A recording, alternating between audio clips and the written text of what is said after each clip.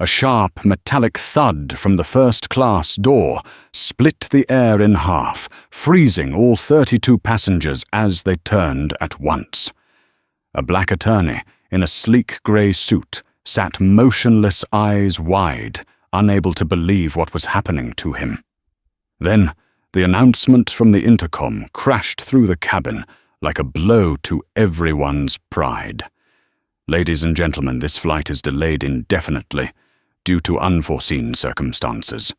Champagne glasses halted mid-air, breaths caught in throats. But the most stunned of all was Elias Turner, 39-years-old senior partner at Hamilton and Price, one of the most prestigious law firms in Denver. He had no idea that in 10 minutes his life would cross a line. No courtroom, no presentation, and no Harvard degree had ever trained him for. 30 minutes earlier, Denver International Airport was running on its usual rhythm suitcase wheels, rolling across polished tile boarding calls, echoing through steel pillars that rose like the ribcage of a futuristic city. Elias moved through the crowd like a clean cut through fabric, tall, composed eyes, sharp and alert. But behind that immaculate exterior was an exhaustion he had been dragging for weeks. Today, he was not simply boarding a flight. He was flying to New York to defend Williams Quantum Labs, a tech company founded by black scientists now on the verge of being swallowed by a massive corporation through a dirty takeover scheme. This lawsuit was not just a legal battle. It was a fight for equity. And Elias knew that back home every eye was on him. The pressure felt like an invisible hand pressing into his shoulders for the past 3 weeks, pulling him through sleepless nights in his office, the cold neon lights washing over a tired but determined face. He had grown up in a modest Denver neighborhood where dreams were often strangled before they had a chance to breathe. But he had climbed out, reached the top of the legal world, and pulled others up behind him. Everything today was going according to plan. Or at least Elias believed so. 7:48 in the morning. The final boarding call echoed from a cafe near Gate Bravo, 3-6, just as he passed by. Elias sighed softly and quickened his steps. At the check-in point, he handed over his ticket. The agent, a young woman about 26 with gentle curls, paused for a second. "So first class is boarding through the other line. Are you sure this is your ticket?" Her tone was not rude, but the small crease of doubt on her forehead stung with a familiarity he wished he could forget. A kind of suspicion he had faced hundreds of times in his life. He offered the polite smile he had perfected over the years. "Yes." "Seat 3, Alpha." She double-checked the ticket as if waiting for it to change, then forced a thin smile. "Of course, Mr. Turner. Enjoy your flight." He nodded and moved on, leaving behind a heaviness he refused to acknowledge aloud. 1,000,000 times before, and it still hurt like the first. When Elias stepped onto the plane, the scent of premium leather, the sound of seat latches clicking, and the warm golden lights of the first-class cabin unfolded like an alternate universe, the kind he had worked his entire life to earn a place in. Flight attendant Kara Jensen, 33 years old, offered a soft, professional smile. "Welcome aboard, sir. First class is to your left." Her smile was different from the gate agent's. No suspicion, no hesitation, just professionalism. Elias felt a brief flutter of relief. He stowed his briefcase, sank into seat 3. Alpha, the perfect spot for a few hours of rest. The seat embraced him, the engine hummed steadily, and for a fleeting moment, the heavy world of litigation faded away. As Kara brought him a glass of sparkling water, Elias leaned back, exhaled and closed his eyes. It would be the last peaceful moment of his entire flight. The thudding rhythm of polished leather shoes marched through the cabin like the drums of an approaching storm. Richard Alden, 56 years old, CEO of Alden Manufacturing, one of the most powerful industrial empires in the country, entered first class with the swagger of a man who believed he owned airspace itself. His massive frame, commanding aura, and perfectly tailored navy suit screamed influence and arrogance. Behind him, his assistant trembled under the weight of a heavy portfolio and a rolling suitcase. Richard's eyes swept the cabin, and when he saw seat 3, Alpha already occupied, his expression curdled instantly. A muttered curse slipped from his lips. It had begun. Bradley Moore, the lead flight attendant, rushed forward as if summoned by a whistle. "Mr. Alden, we were not expecting you on this flight." Richard cut him off, voice like a blade. "I need seat 3 Alpha. Now." Kara stood a few steps away, her face, tightening her eyes, darting to Elias. She knew exactly what was coming, and her stomach knotted with dread. Bradley pulled Richard aside in a clumsy attempt at subtlety. "3 Alpha is taken, sir. We will handle it. Just give me a moment." But their repeated glances toward Elias were anything but discreet. Everyone saw. Elias saw. And in that moment, he felt something he thought he had grown past. The sting of being diminished, even in the very space he had spent 20 years proving he belonged to. Kara approached slowly, hesitantly, apology already written in her eyes before she spoke. "Excuse me, Mr. Turner, we are having a small seating issue. We were wondering if you might be willing to move to economy." Elias opened his eyes, and for a split second, surprise flickered, before settling into a calm, controlled smile.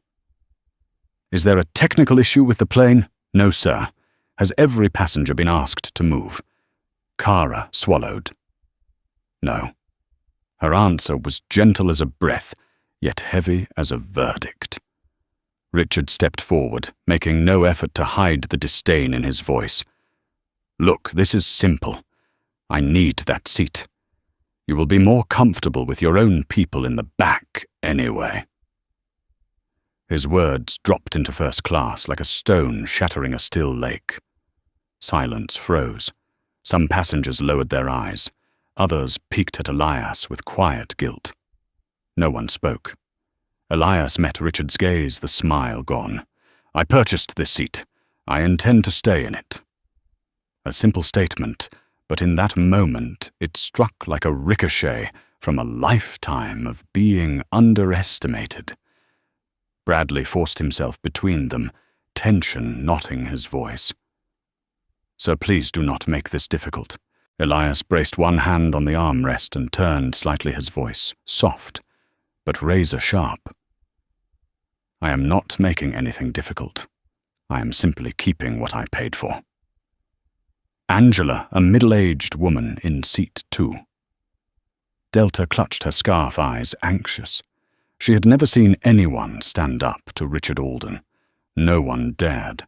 Stories about his temper spread across industries, ruthless, explosive, and notorious for ruining careers based on whim. But the man in seat 3 Alpha did not blink. Captain Reynolds heard the commotion and stepped out. His eyes moved from Richard, a frequent VIP, to Elias. And in a fraction of a second, something shifted. Judgment, bias, decision. Then he delivered the sentence everyone feared. "If you refuse to cooperate, I will call airport security." The air compressed. Kara's heartbeat spiked. Bradley's eyes gleamed as if he finally had the excuse he wanted. Elias closed his eyes for one heartbeat, then inhaled slowly, deeply, as if arriving at a decision forged across a lifetime. Then called them. 3 words, enough to rewrite the future of the entire airline. Kara felt a chill crawl down her spine. Elias's tone did not belong to a panicked passenger, not to someone intimidated by rank or titles. It belonged to someone who held a different kind of authority, something Richard Bradley and even the captain had failed to recognize. Real power. Not the power of wealth. Not the power of corporate hierarchy. The power of knowledge. The power of the law. The power of a man who had confronted prejudice his whole life and won.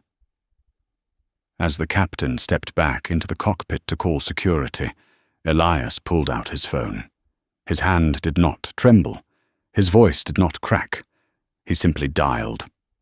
Jonathan Elias said, "I am in seat 3, Alpha on Atlantic skies, flight 217. They are trying to remove me because another passenger wants my seat." Jonathan paused for 1 second. Then his voice sliced through the speaker like steel. "Put me on speaker." Elias tapped the button, and the cabin fell silent. Jonathan Price was no ordinary man. He was the most influential attorney in the Rockies, the same man who once forced a major oil conglomerate into a settlement worth $200 million, the kind of lawyer who never bowed to anyone. His voice thundered through the phone. "This airline has 4 board members who are my clients, and Elias Turner is being unlawfully singled out." The atmosphere shifted instantly, as if someone had torn through an illusion. Richard Alden froze mid-step. Bradley's eyes widened. Kara covered her mouth. Several passengers looked up in stunned surprise. Elias was not an ordinary man. He was someone the entire system should fear. And this right here was the moment everything flipped. Not through shouting, not through force, not through ego, but through truth.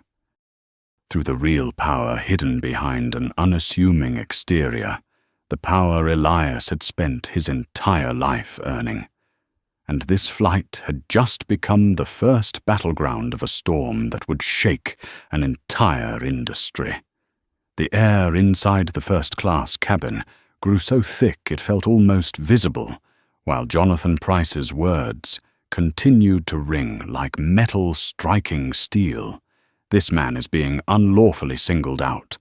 A few passengers leaned forward ever so slightly, as if trying to memorize every syllable of what felt like a historic moment.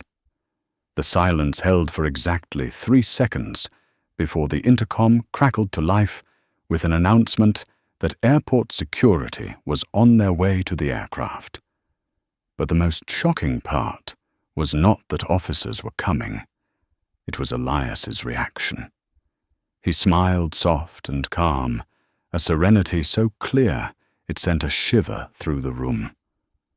Kara, who had been standing there since the beginning, felt a cold spike race down her spine. In that moment, she remembered the day she had been dismissed by a passenger because of her hastily tied blonde hair and her too gentle voice. She had swallowed it.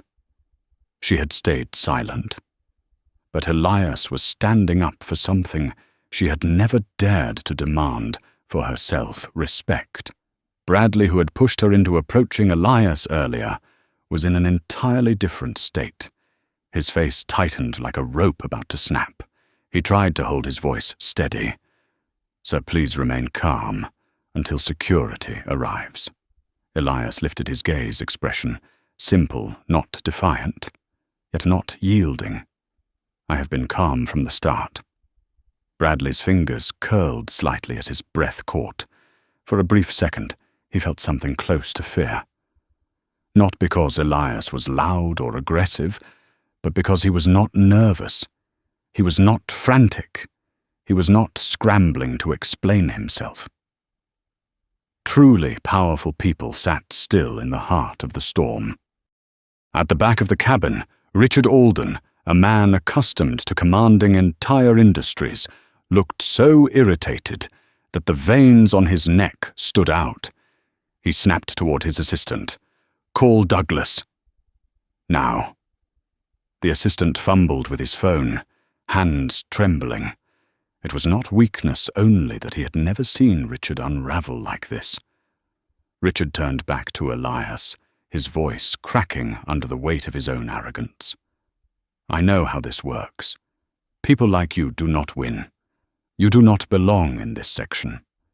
A sentence sharpened by the contempt he had carried for years.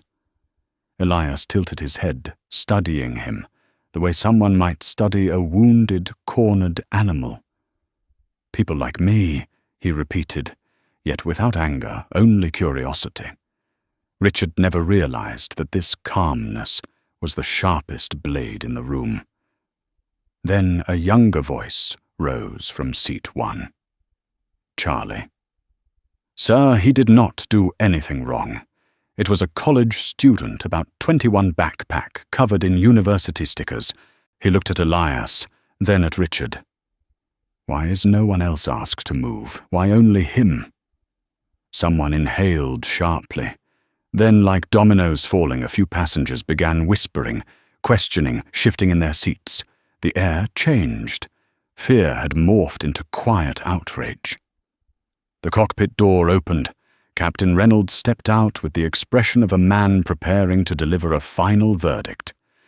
"So," he said to Elias, "security will escort you off the plane if you continue refusing." Elias straightened in his seat. Half a second later he spoke. "Escort me for what reason exactly?" The captain's eyebrows flicked upward, but Elias did not stop. "I have followed all boarding procedures. I have caused no disturbance.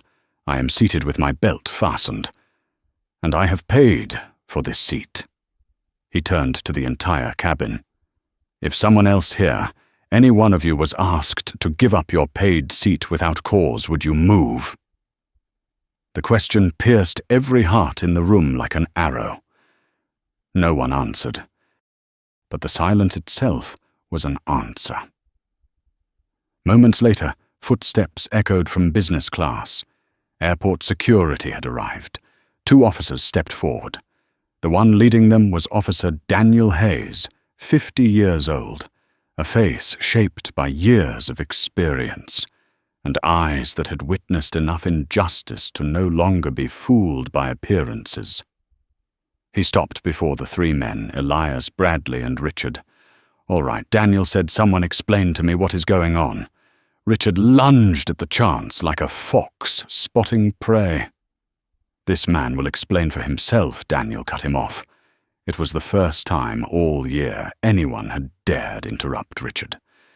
Elias explained concisely, complete and calm, without a hint of dramatization.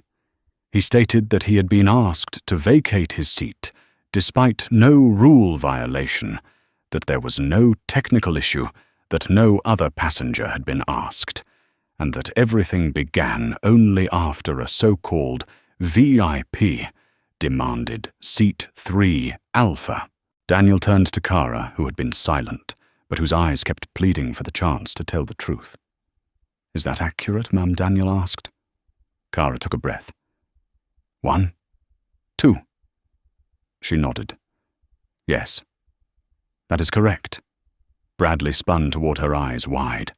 Karen Kara cut him off, her voice cold enough to stop him mid-sentence. "My name is Kara."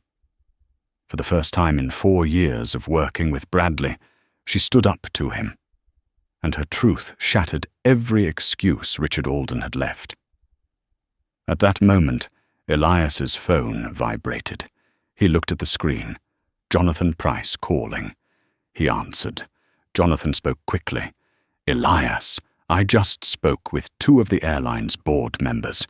They are watching the situation right now, and they are furious."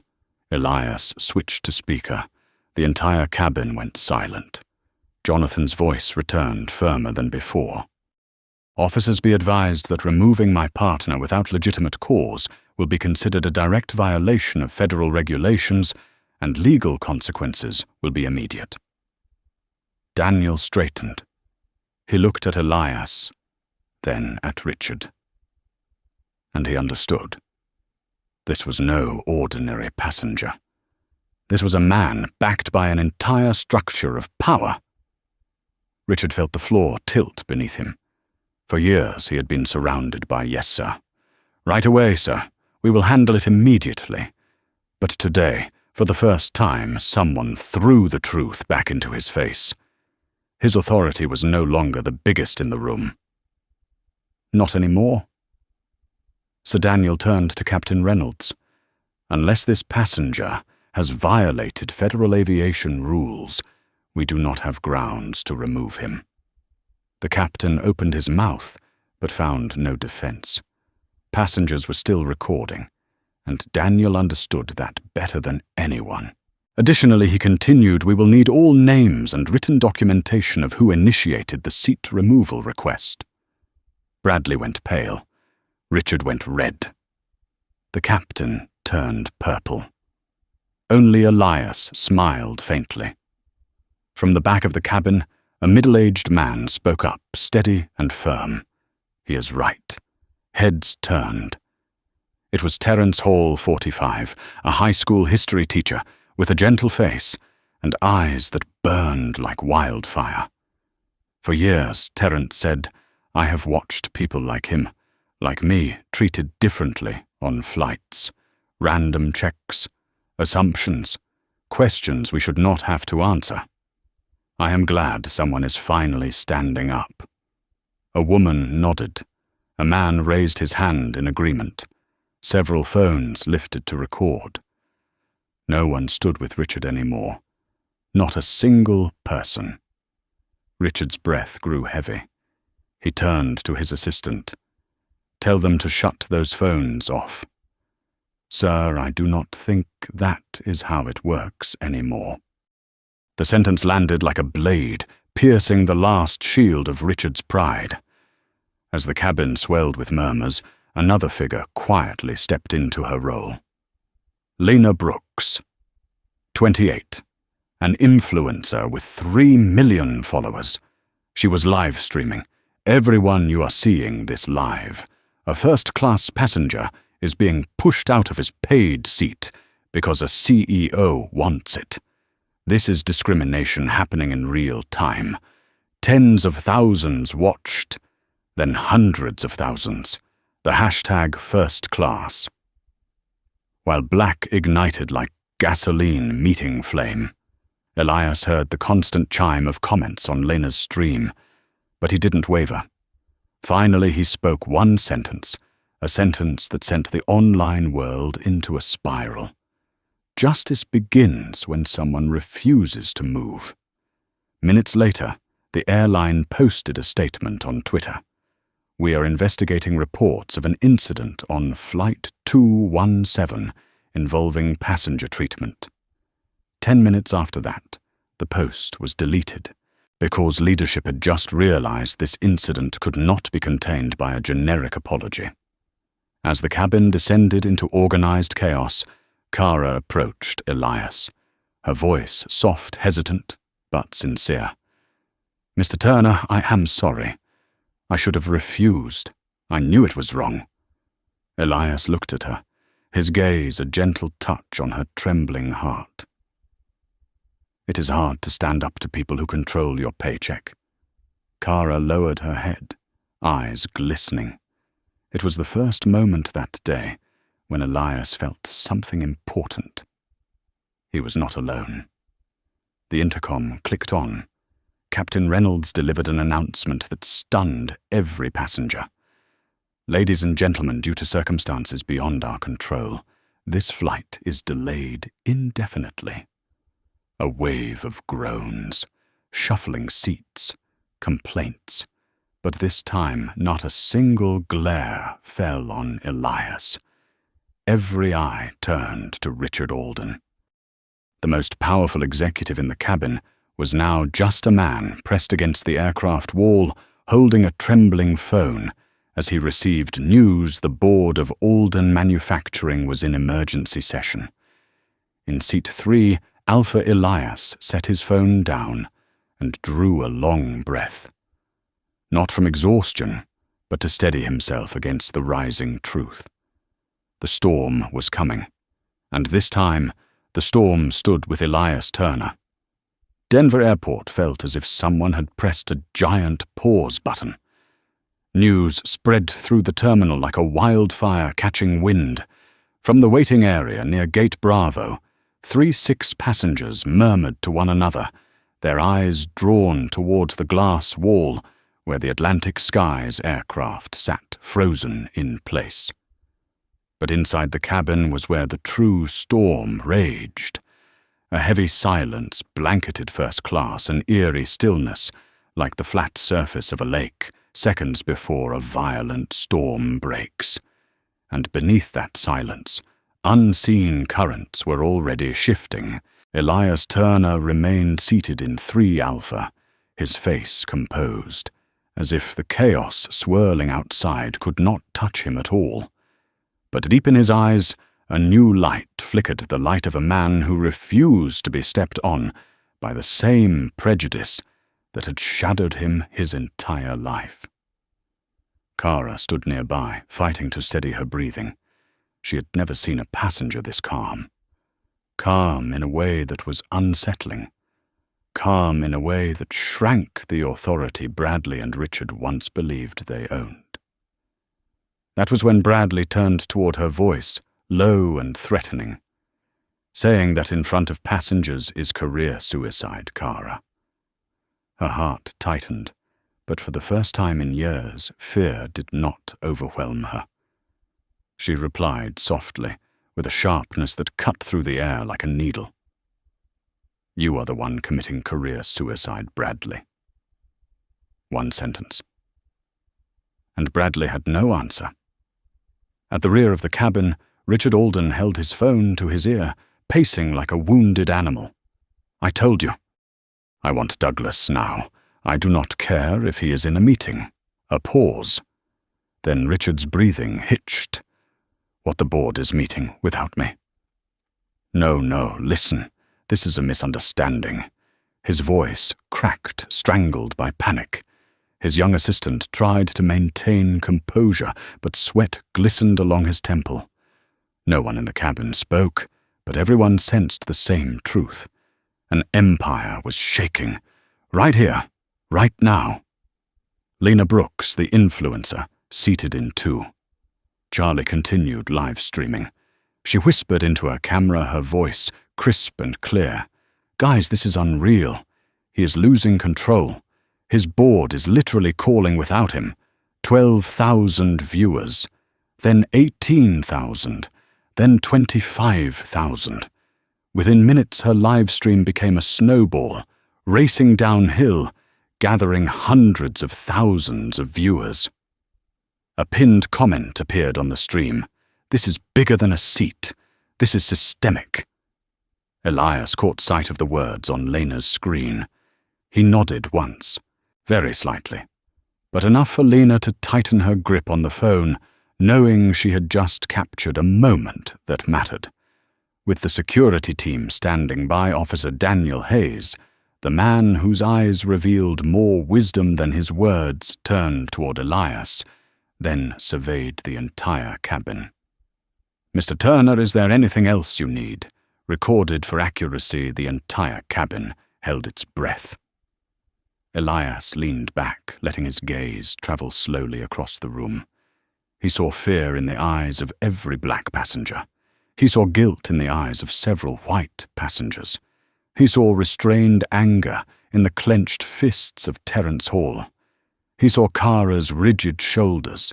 He saw Bradley's helplessness. He saw Richard's collapsing ego. Then he spoke. Yes.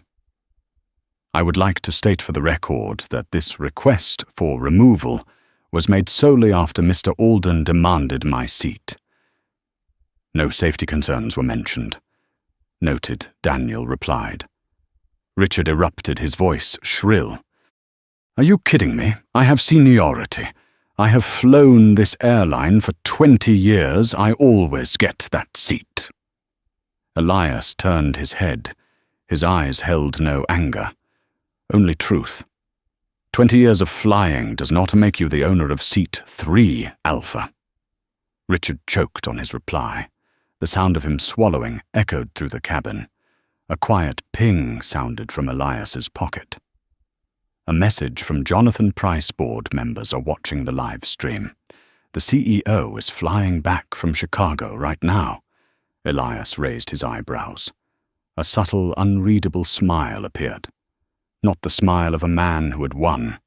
The smile of a man who had just seen the entire chessboard. He typed back, "Good." Let them see everything. Suddenly the aircraft door opened. A flood of white light poured into the cabin. A woman stepped inside, tall, straight-shouldered, wearing a light grey suit, her dark hair tied neatly behind her head. Her entrance made the entire cabin hold its breath for 3 seconds. She wore no name tag. She did not need one. Every staff member recognized her instantly. Patricia Monroe, regional manager of Atlantic Skies Airlines. And unlike Bradley, unlike Captain Reynolds, unlike the people who bent to power, Patricia arrived with the aura of someone sent to stop a fire, not protect the ones who started it. She swept her gaze across the cabin, missing nothing. Then her eyes settled on Elias Turner. She exhaled softly. "Mr. Turner," she said, "I assume you are Elias." "Correct. I would like to speak with you privately." "No." Elias cut her off instantly.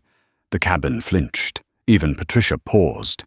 Elias continued, his voice still gentle, but the kind of gentle that made the air tremble. "Transparency serves everyone best.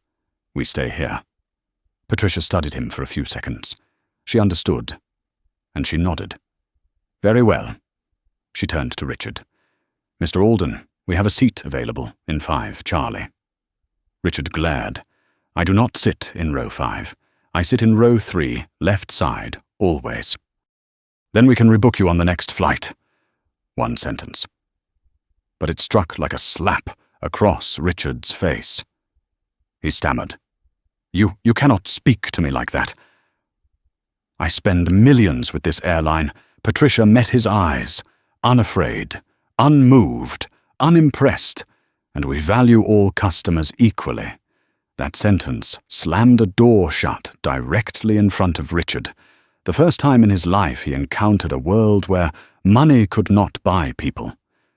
Kara watched, trembling. It was the first time in her career she saw a high-ranking manager stand with the truth instead of siding with power. Warmth swelled in her chest, a mixture of hope and release. Patricia turned back to Elias. "Mr. Turner, on behalf of Atlantic Skies, I sincerely apologize for what happened. You may remain in your assigned seat," Elias replied quietly. "I know. The cabin nearly exploded in silent shock. I know. Not arrogance, not challenge, but certainty." He knew he was right, and now the system was forced to admit it. But the real change had not arrived yet. Not with an apology. Not with a seat. Elias looked at Patricia, his gaze sharpened like metal forged in fire. "I will need written documentation of the incident. Why I was asked to move, who initiated the request, and who approved it." Patricia swallowed, not out of fear of Elias, but because she understood this would set the entire system ablaze once exposed. Richard burst out, "Over my dead body, you are writing anything down." No one looked at him anymore. He was no longer the center of the room. Elias was. Patricia drew a deep breath, and with a steady voice rarely heard from her, she said, "Mr. Turner, we will provide everything." Someone clapped, then another. Then the entire cabin applauded. Not for Elias, but for the truth finally being called by its name. Amid the applause, the buzz of the live stream, Richard's rasping breaths, and the constant click of recording phones, Elias straightened his back and tightened his hands. In that moment, he realized something. What was happening did not belong only to him. Not only to seat 3 Alpha. Not only to a single flight. This was the moment when decades of repeating stories finally met someone who refused to let them continue. And Elias knew. This was only the beginning, because the biggest doors, the real reforms, the changes that shake entire industries, often begin with one person who dares to stand up at the exact moment no one else will. The aircraft door closed behind Patricia Monroe, and first class sank into a silence, unlike before. Not the silence of fear, but the silence of a crowd trying to comprehend what they had just witnessed. In front of them was no longer a passenger treated unfairly. In front of them was a man the entire system had been forced to bow to, and the way Elias Turner remained seated in 3 alpha straight-backed, quiet, composed, and made it feel as if everything they had seen so far was only the tip of the iceberg, because the real chaos was erupting outside the plane. In the waiting area near Gate Bravo, 3 6 passengers gathered in growing numbers. A cluster of students whispered into their phones as they recorded screens updating Lena's live stream, second by second. A middle-aged couple leaned in close, listening to faint echoes from the aircraft speakers. Even travelers preparing for unrelated flights stopped and exchanged looks, filled with curiosity and unease. The airport was enormous, but the news spread like an explosion. And moving through that chaos was a woman whose focused expression and decisive steps suggested she had just heard the call of battle.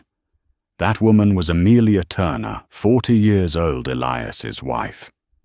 But in this airport at this moment, no one saw her as the spouse of the man confronting the airline. No, she was the chief executive officer of Horizon Crisis Consulting, one of the top crisis management firms in the United States. She had not come because she was panicked. She had come to fight. Inside the cabin, the situation was shifting to a new level of tension. Patricia, though she had momentarily extinguished the flames, remained near the aircraft door, waiting for further instructions. And those instructions were about to come in a way she didn't want. Her phone vibrated sharply. On the screen, CEO Thomas Whitaker. Her heart tightened. No one wanted a call from the CEO in a situation like this, especially not from a CEO who had just been forced by his board of directors to rush back to headquarters because a viral video was now trending nationwide.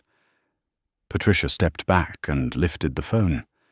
Sir Patricia Whitaker said, his voice heavy as iron report. We have temporarily stabilized the situation. The passenger is allowed to remain in his seat. And I saw the live stream. Patricia swallowed a cold wave. Sir, I do not say anything. I will be there shortly. She returned to the cabin, forcing her face to remain calm. No one knew what had just happened, but the more perceptive ones, namely Elias, sensed the air pressure drop another degree. Richard Alden remained in the aisle, clutching his phone like it was the only thing preventing him from collapsing. No, I did not threaten anyone. That seat is mine. They are overreacting. Douglas, you need to say something. Hello. Hello. He stared at his phone in disbelief. One look was enough for Elias to understand. His board had abandoned him.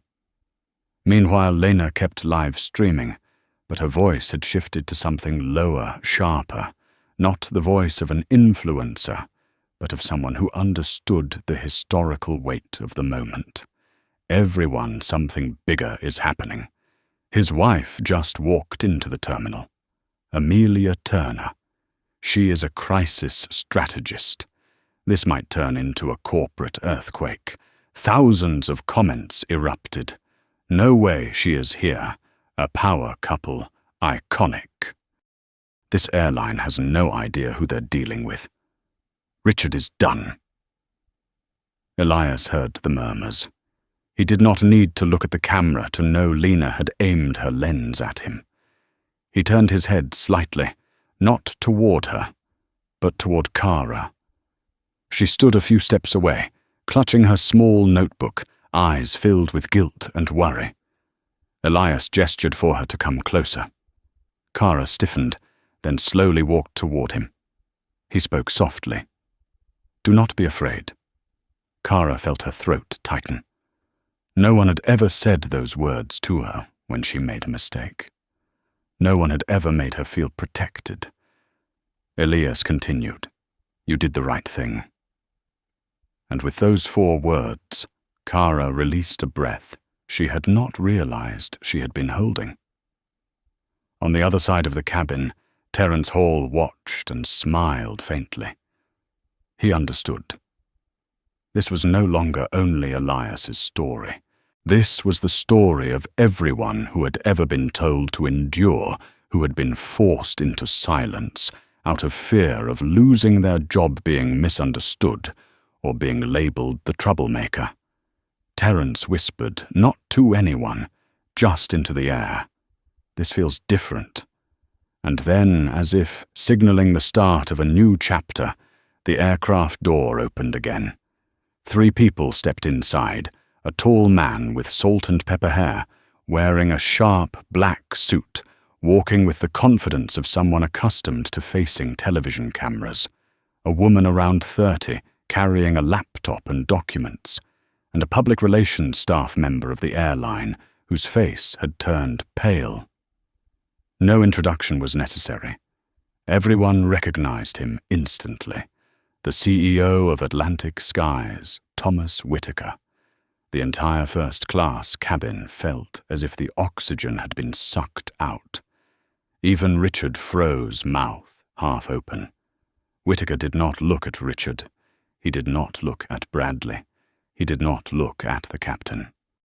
He looked directly at one person, Elias Turner. He moved through the cabin like a bolt of winter lightning.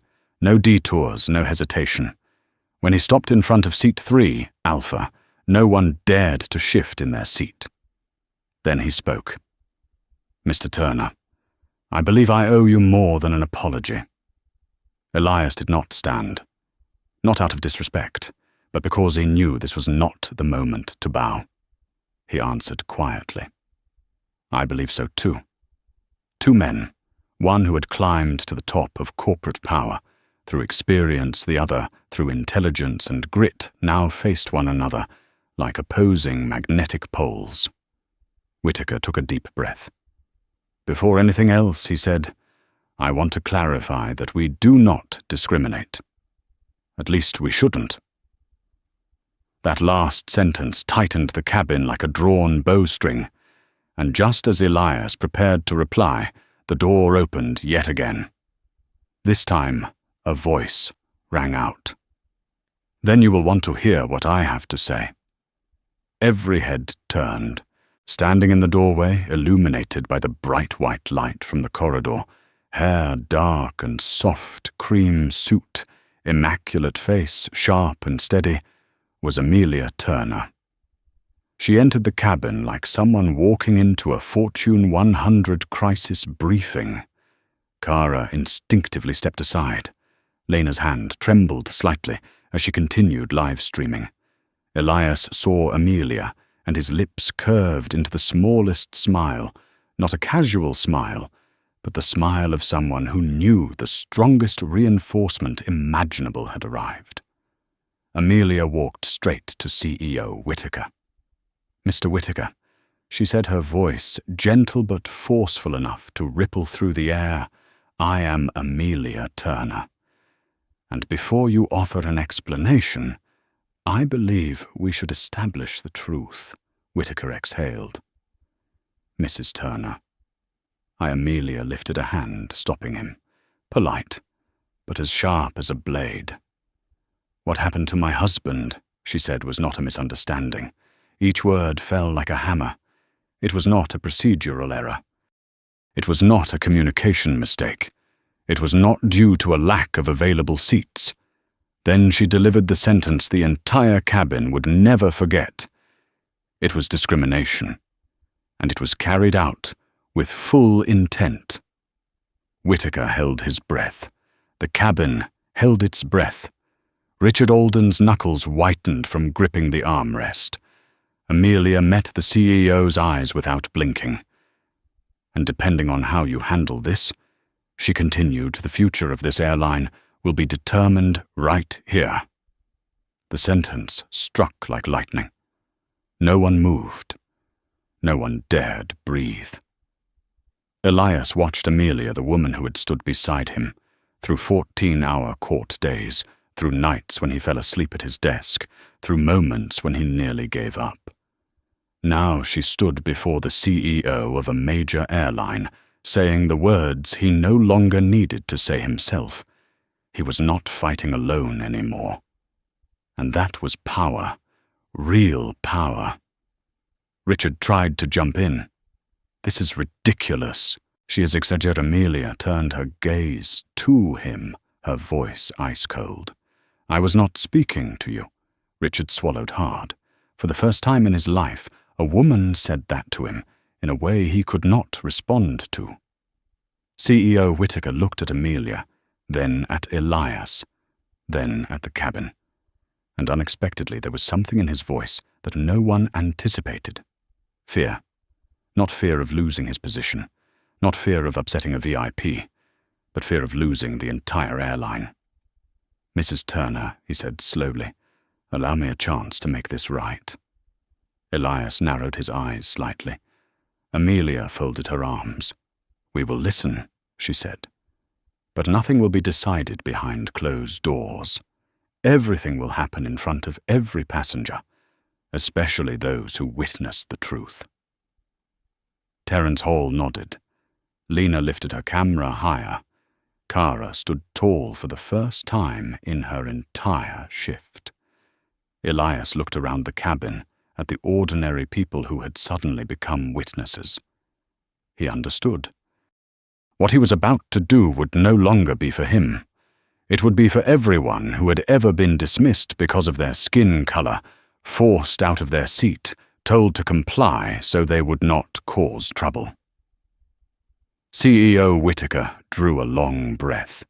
He knew he was standing at what corporations call a level 5 crisis breaking point. One wrong sentence could send Atlantic skies into free fall. Mr. Turner, he said quietly, tell me what must we do? Elias leaned back in his seat, his eyes sharp as a blade, and he spoke the words that would ignite the largest reform movement in the aviation industry in a decade. We begin with the truth, and then accountability. The first-class cabin of flight. 217 no longer resembled an airplane. It resembled a courtroom, or more accurately, a battlefield where three forces stood in open confrontation, Elias Turner, the man underestimated, yet holding the true power. Amelia Turner, the strategist, sharp enough to make even a CEO tread carefully. And Thomas Whittaker, the man now standing on the fragile line between saving his airline or watching it burn under the weight of its own internal failures. Everyone held their breath. Even the engine hum from the left wing, usually steady like a heartbeat, seemed to slow. Whittaker clenched his hands, struggling to maintain composure under Amelia's cold, glass-like gaze.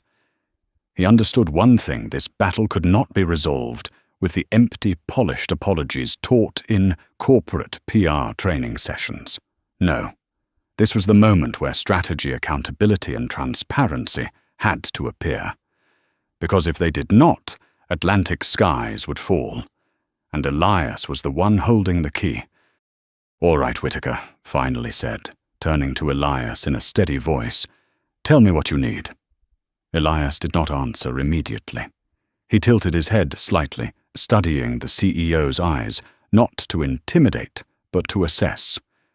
Elias had spent a lifetime reading opponents in courtrooms.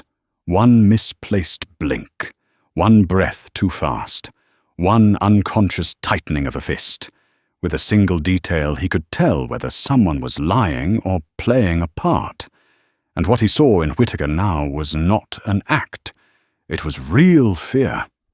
Not fear of Elias, not fear of Richard Alden, but fear of the massive shadow called the Internet. Before Elias could respond, Richard suddenly shoved himself into the conversation, unable to endure another second of being ignored. This is outrageous. He thinks he can dictate? Amelia turned her head, her eyes sharp as a blade. "Sit down," Richard froze. His young assistant stared at the floor, cheeks red with second-hand embarrassment. In the past, anyone who spoke to Richard that way would be fired immediately.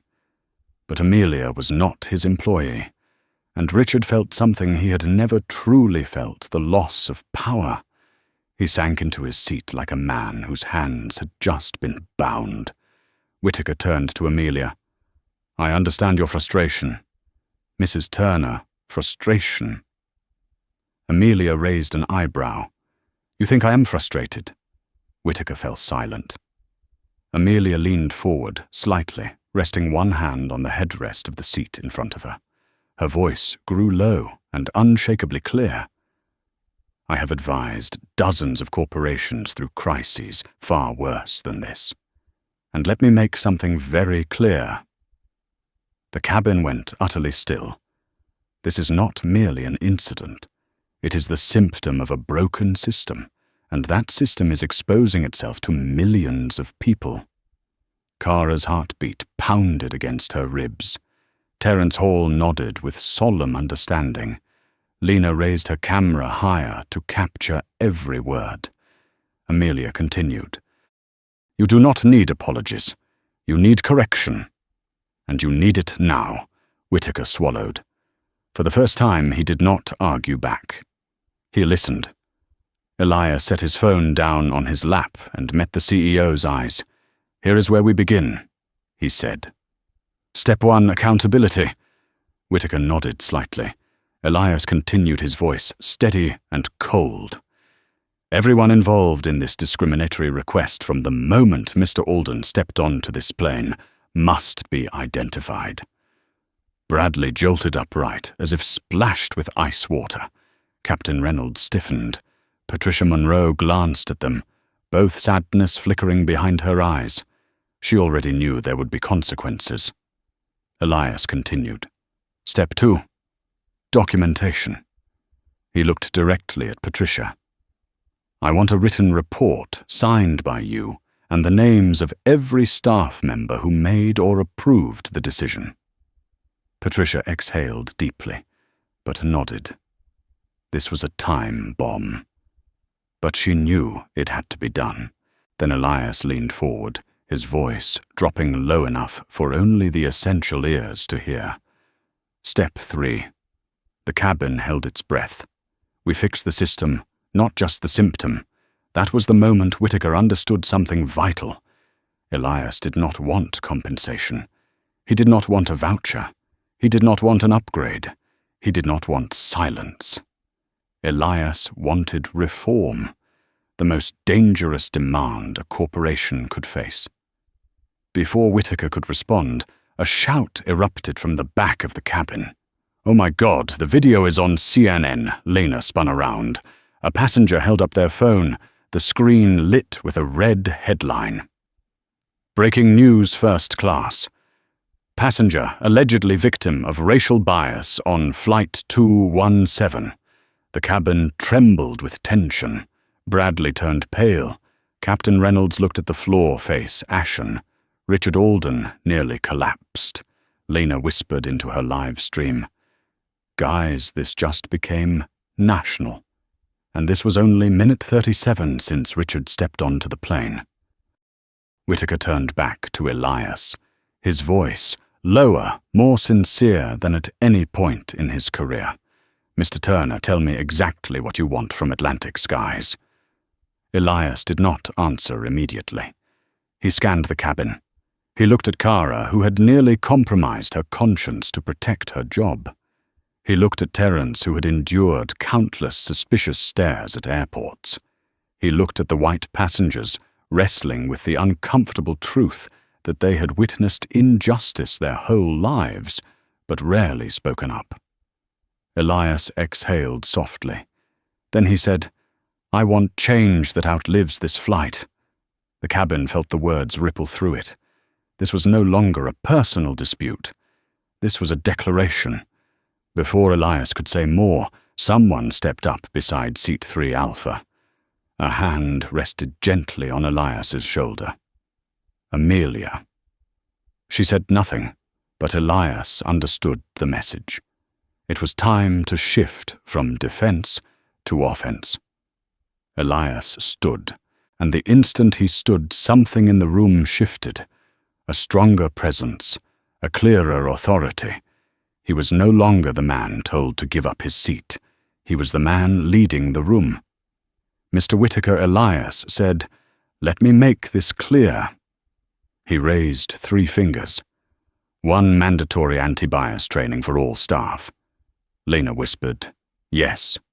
2 an independent oversight board for all discrimination complaints. Terence nodded firmly. 3 public quarterly reports on progress and violations. No hiding data, no vague statements. Patricia wrote every word, knowing history was unfolding. Elias lowered his hand. And finally, protections for employees who refuse to execute discriminatory requests. Kara lifted a hand to her mouth. A tear escaped her eye. Elias continued softly. Not every injustice begins with hatred. Some begin with fear. The cabin fell silent, absorbing every syllable. Whittaker leaned against the nearest seat, understanding that Elias's demands were not those of a passenger. They were a reform mandate that could make Atlantic Skies a pioneer in the industry or destroy it if rejected. Mr. Turner Whittaker said, strained these changes would cost millions. They would require restructuring, retraining, a complete overhaul, Amelia cut in. And if you do not, you will lose far more. Whittaker went silent.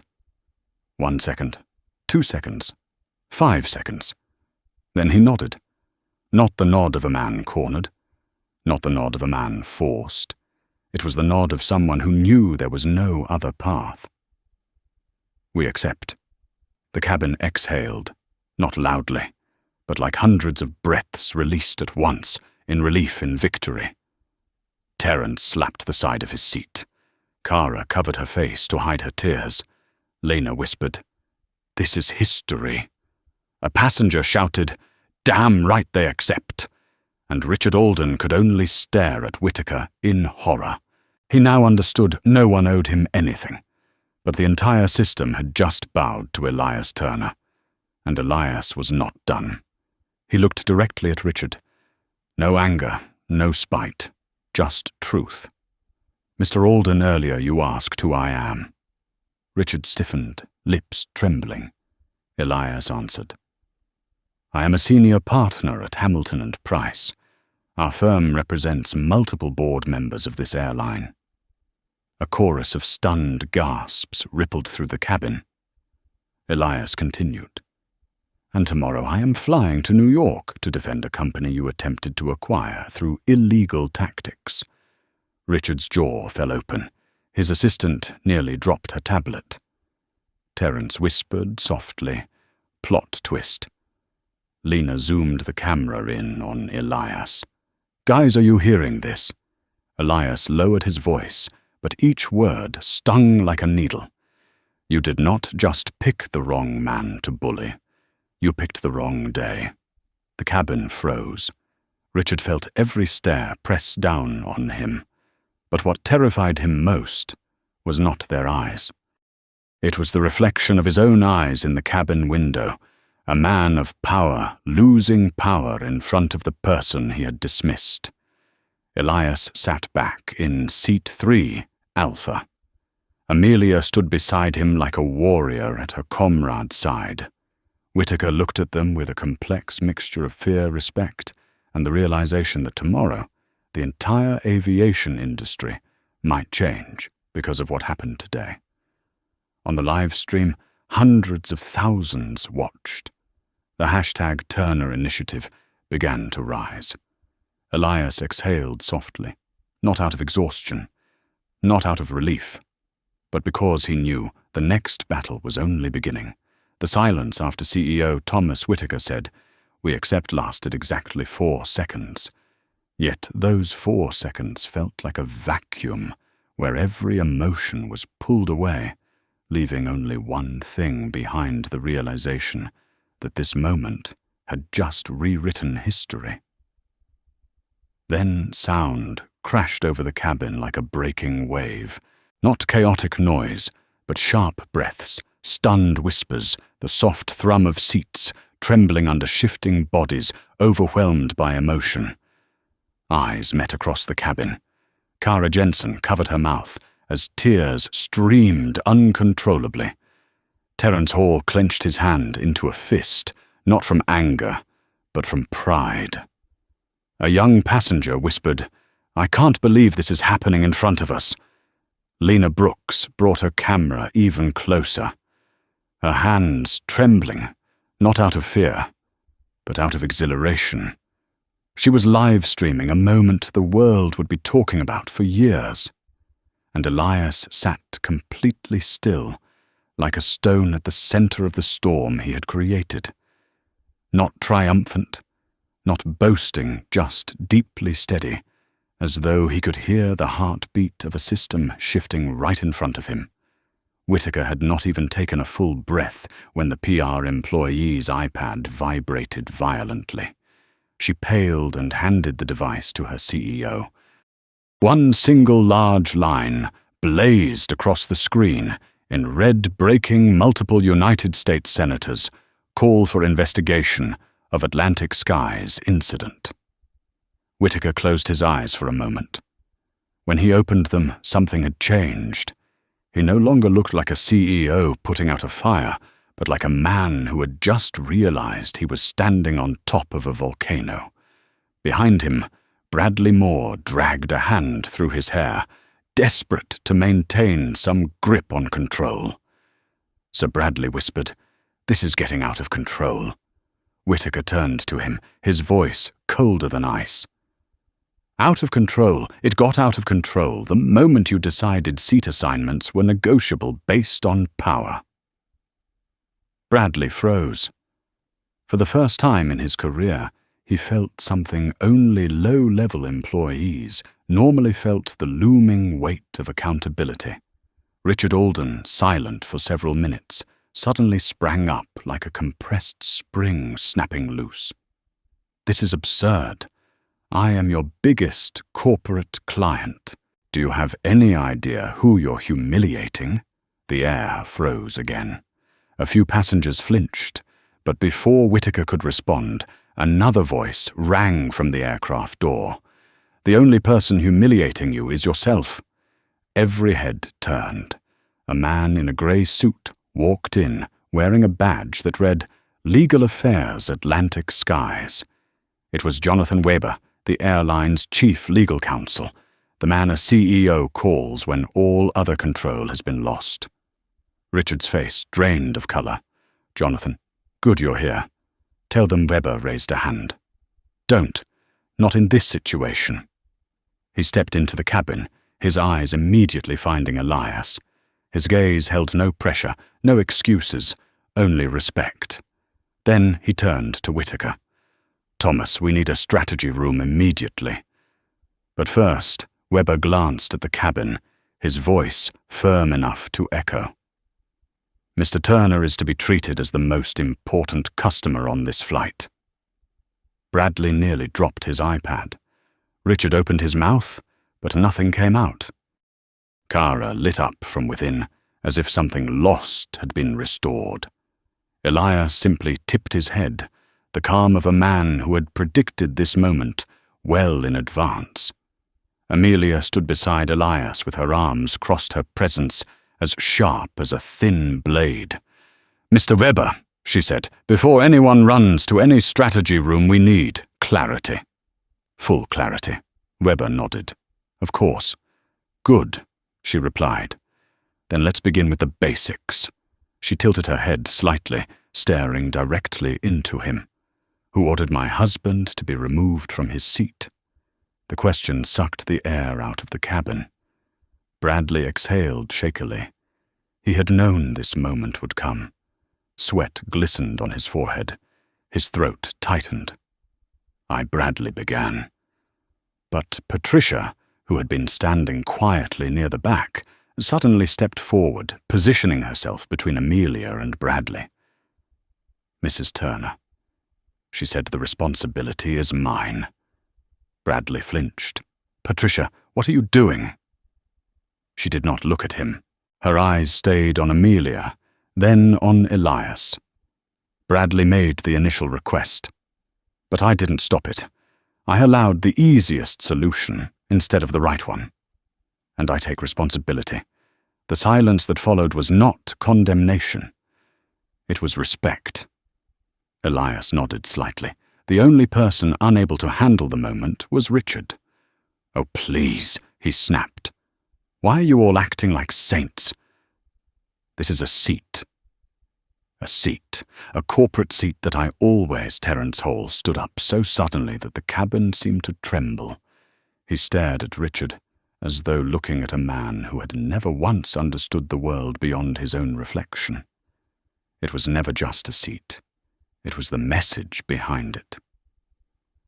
Elias glanced at Terence, warmth blooming in his chest for the first time in minutes. Terence continued. "People like you walk through airports with the confidence of kings. People like me walk through expecting to be questioned. This wasn't about travel, it was about dignity." The word struck the cabin like a chord. Many people nodded. An older white passenger placed a hand over his chest, as if realizing a truth he had spent a lifetime ignoring. Elias held Terence's gaze with silent gratitude. Weber turned to Elias and Amelia. "Mr. Turner, Mrs. Turner," he said, "whatever happens next, we want to proceed correctly. If you are willing, the board would like to arrange a formal meeting upon landing." Elias raised an eyebrow. "Upon landing? This flight hasn't even taken off." Weber gave a tight, uneasy smile. "Oh, we're not taking off today." Kara blinked. "What do you mean?" Weber pointed at the iPad screen. "Look at this." Lena immediately turned her camera toward it. The news ticker blazed. "FAA requests temporary hold on Atlantic skies. Flight 217. Pending investigation." The cabin erupted with noise.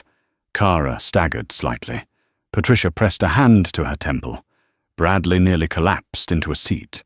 Richard slammed his fist into the overhead bin. "This is insane." Weber looked at him as if studying a relic from an outdated era. "No, Mr. Alden. What's insane is believing your privilege is above the law." Richard went silent. Completely. Elias exhaled softly. The situation was escalating faster than he anticipated. Amelia placed a hand on his shoulder. "Are you all right?" she asked quietly. Elias met her eyes. The message was clear. He was all right. Not because things were easy, but because he was no longer fighting alone. On Lena's live stream, more than 300,000 viewers watched simultaneously. Comments poured like a flood. Elias for president. This is what accountability looks like. That wife, though powerhouse. Richard is finished. This is history happening live. Lena brought the camera closer to Elias. The light illuminated his face, steady as stone, yet behind the calm there was a flicker of pain. The truth that this should never have happened. Not to him. Not to anyone. He looked directly into the camera. "People deserve equal treatment," Elias said. "On the ground, in the air, everywhere." Hearts and cheering comments flooded the live stream. At that moment, Captain Reynolds stepped out of the cockpit. His face no longer carried the confidence he had earlier. For the first time during the entire incident, his eyes held something no one expected from him: regret. He walked toward Elias, stopped and bowed his head slightly. "Mr. Turner," he said softly. I owe you an apology. Elias watched him silently. The captain continued. When Mr. Alden demanded the seat, I assumed you would be the easier one to move. I made a decision based on convenience, not fairness. Kara turned away quietly, wiping her tears. Terence muttered, Damn the captain, too. Captain Reynolds took a deep breath. I was wrong, and I am willing to accept whatever consequences the airline decides. No one expected that. No one thought the captain would admit his fault. But he did. Weber nodded once, acknowledging the gravity of it. Elias simply replied, Thank you for your honesty. One sentence. Enough for the captain to feel something loosen in his chest. Weber looked at Whittaker. Thomas, we need to secure this situation before the Department of Justice statement comes out. Amelia's eyes sharpened. The DOJ. The Department of Justice Weber nodded heavily. Someone from the live stream sent footage directly to the Civil Rights Division. They are monitoring as we speak. The cabin fell silent again. Elias felt the shift in the air. This was no longer an airline issue, no longer a CEO issue, no longer an internal issue. This was becoming a national matter. Terence stepped closer to Elias and Amelia. Whatever happens next, he said quietly, just know we're all behind you. Elias nodded in gratitude. Amelia looked around the cabin at the faces of different races, ages, and backgrounds. This was no longer anyone's singular fight. She turned to Elias, her voice low, only for him. They believe in you, and they need you. Elias looked down, then back at her. I won't back down, he said. Amelia smiled gently. I know. Weber moved to the front, addressing the cabin loudly. Ladies and gentlemen, we will be arranging a secure escort to move Mr. Turner and his wife to a formal mediation room. All passengers will be interviewed as witnesses. You will not be asked to disembark until we have clearance. A young passenger raised a hand. So we're all part of the investigation. Weber nodded. Yes. And your statements may shape federal policy. Shock rippled through the cabin. Terence chuckled. Well, guess I'll tell my students I was part of history today. Kara turned to Elias. Mr. Turner, thank you. For all of us. Elias shook his head. Don't thank me yet. Kara blinked. Why not? Elias looked toward the slightly open aircraft door, where a beam of white corridor light poured in like an invitation to a larger battle. Because this fight is about to get bigger. And he knew, out there beyond the door, waited not just a meeting, not just an apology, not just reform, but a confrontation between a man who had been underestimated his entire life and an entire industry built on the assumption that people like him would stay silent. Elias rose from his seat. Amelia rose beside him. Weber and Whittaker stood waiting. Kara watched them leave as if she were witnessing the beginning of a new generation of leaders.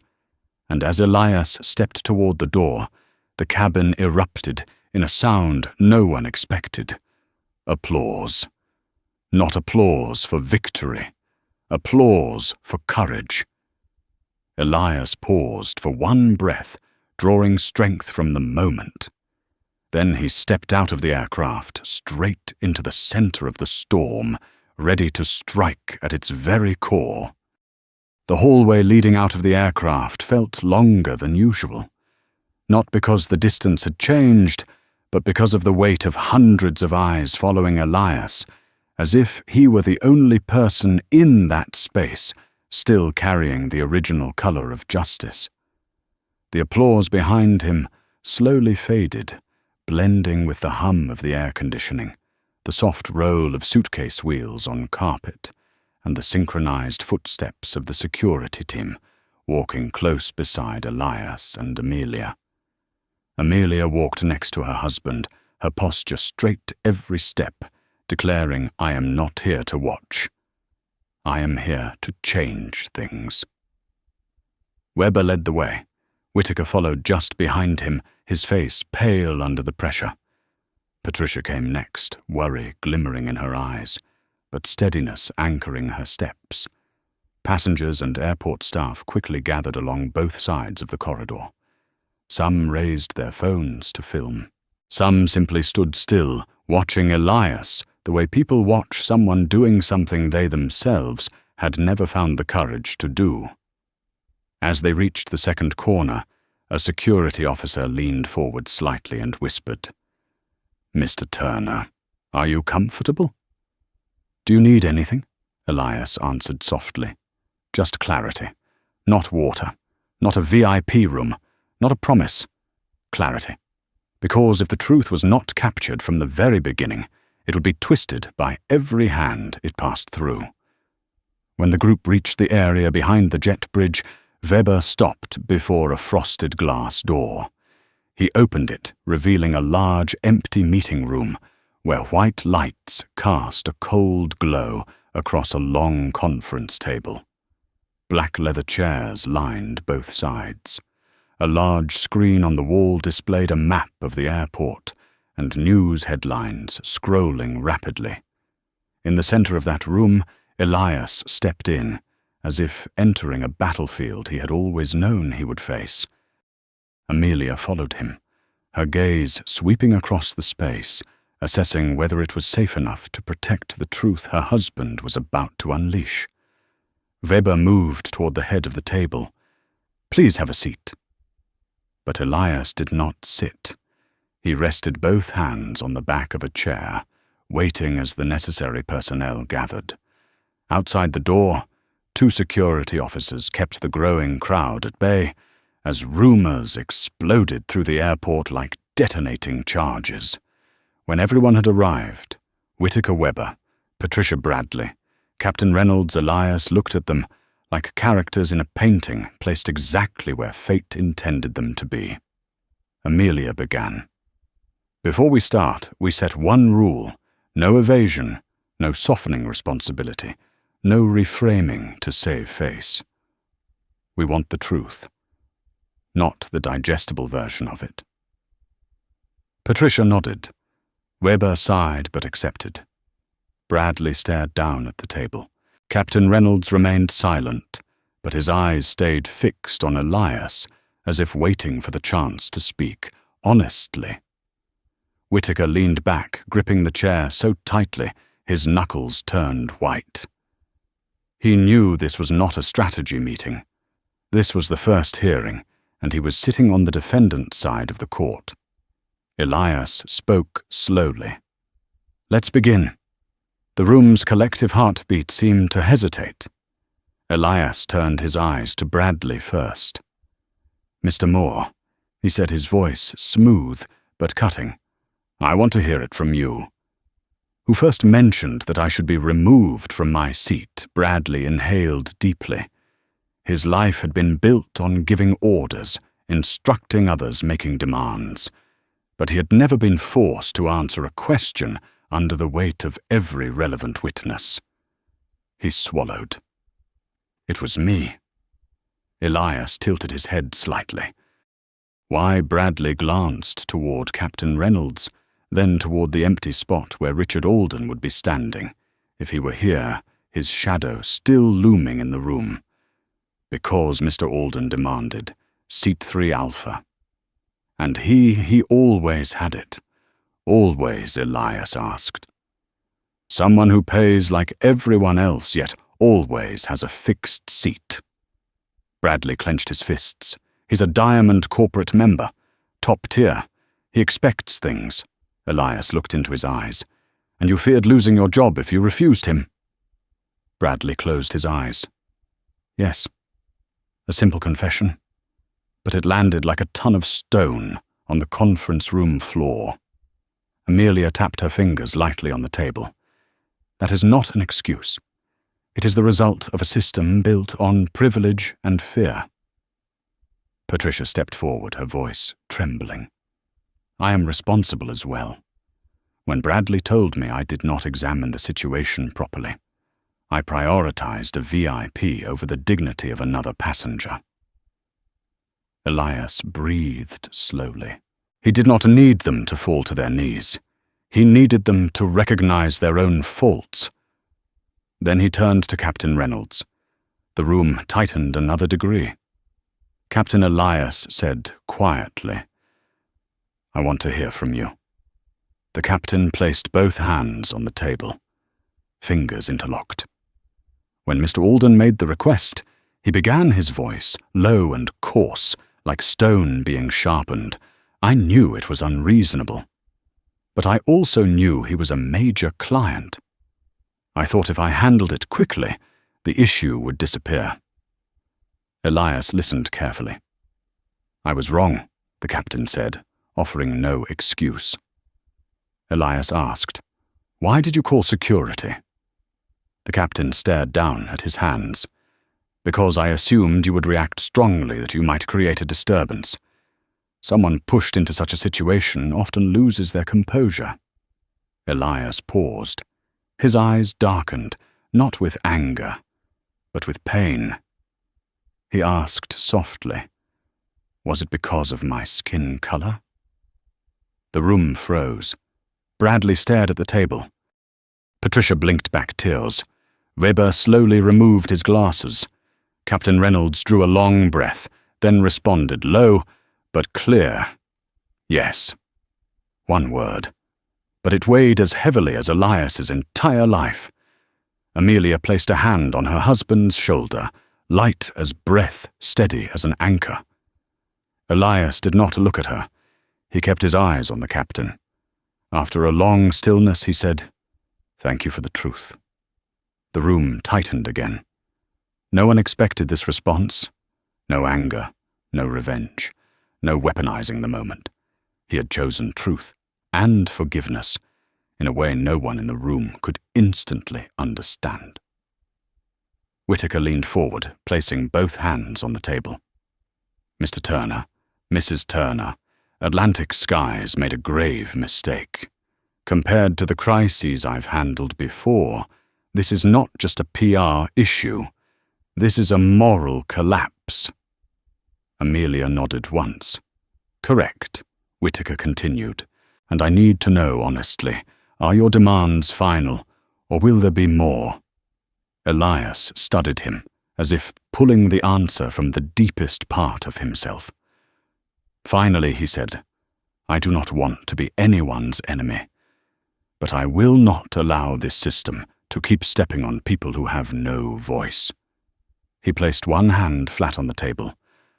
"I want to be part of the reform process. Every head lifted. Not as a lawyer, not as a victim, as an advisor." Elias continued, "To ensure what happened today never happens again." Weber turned to Whittaker. "Thomas, if we refuse—" No, Whittaker cut him off. "We do not refuse." He stood. "Mr. Turner, we invite you to become Special Advisor on Civil Equity for Atlantic Skies Airlines." Kara gasped. Terence, listening through live stream, nearly shouted, "Yes, sir." Lena whispered, "This is insane, but in the best possible way." Amelia rested her hand on Elias's back, full of pride. Elias didn't smile. He did not bask in victory. He simply answered, "I will accept if everything I propose is implemented transparently and publicly." Whittaker nodded firmly. "It will be. I promise." A contract unspoken, but heavier than any signed legal document in the aviation industry, was formed in that moment. But the most unexpected turning point came from the person no one expected to speak. Bradley Moore rose, voice cracking. "Mr. Turner, I want to apologize, not because I'm being forced to, but because I am truly ashamed." Elias looked at him without mockery, without coldness. "Mr. Moore," he said, "what matters is not the mistake, but how we correct it." Bradley lowered his head. Elias had forgiven him in a way he did not deserve. And that was exactly what compelled him to change. In the corner, the TV screen flashed with breaking news. Breaking petition, demanding airline reform. Gains 1.2 million signatures in 30 minutes. Patricia pressed her hand over her mouth. Weber whispered, "Unprecedented." Whitaker sank into his chair, his hands trembling, as he realized the airline's future now rested entirely on the shoulders of the man standing before him. Elias read the headline as if reading the next chapter of a book he had been forced to write. Amelia looked at him, her voice soft. "Do you see?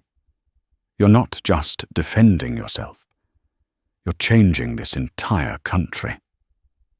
Elias raised his eyes towards the ceiling, as if hearing the echoes of every nameless person who had been mistreated on a plane, forced out of their seat, silenced to avoid being labeled a problem. Then he spoke a quiet sentence that shook every heart in the room, "And I will not stop." Inside the airport's emergency conference room, the air felt dense, like the thick mist that gathers before a violent storm. Everyone assumed that once Elias accepted the role of special advisor, the tension would ease. They were wrong. What would happen next would turn this from an airline scandal into a national earthquake. As the internal meeting paused, so subgroups could prepare their next steps, Elias and Amelia stepped back toward the wide glass window overlooking the runway. Rows of aircraft stood motionless like giant beasts waiting for orders. Elias laid a fingertip against the cool glass and murmured, "Do you feel it?" Amelia tilted her head. Feel what Elias watched the golden sunset glint across the wings, a system trembling right beneath us. Amelia said nothing. She simply squeezed his hand, gentle but firm. The door opened. Weber stepped in, his expression more strained than it had been minutes earlier. "What happened?" Elias asked. Weber handed him the iPad. The screen was flooded with emails, alerts, and leaked internal communications. The board had ordered CEO Whitaker into an emergency session within 30 minutes. Major shareholders were demanding explanations.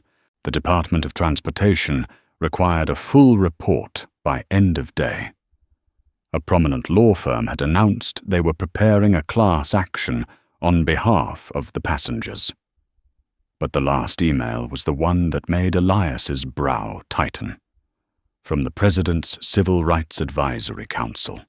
Subject Mr. Turner, request for immediate contact. Amelia covered her mouth. "They want to invite you to speak with the White House." Weber nodded. "Not officially yet. But they are watching closely." The room fell silent. Everyone understood. This was no longer an airline issue. Outside, the terminal hallway was packed. Security had to form barricades. Lena Brooks stood in the center of the crowd, her camera trembling slightly. "Live stream at nearly 3 million viewers," she whispered. "My God." She checked her screen as the comments poured in like a waterfall. "Elias is our modern civil rights leader. This airline is finished if they don't fix this. We're watching history." There are rare moments when people know instantly that they are witnessing something future generations will study. Lena realized this was one of those moments. Weber returned to the table, his voice rough with pressure. "Mr. Turner, we need to discuss activating the interagency investigative team.